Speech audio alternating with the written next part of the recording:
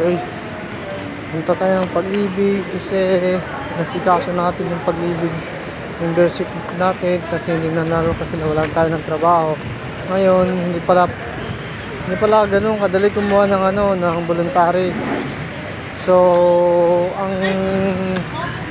ang request ng ng Pag-ibig is kukuha tayo ng certificate galing sa ng income, nagpapatunay na mayroon tayong pinagkakakitaan.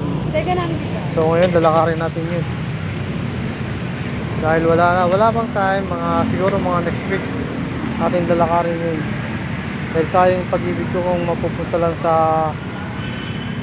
Lolong ako. voting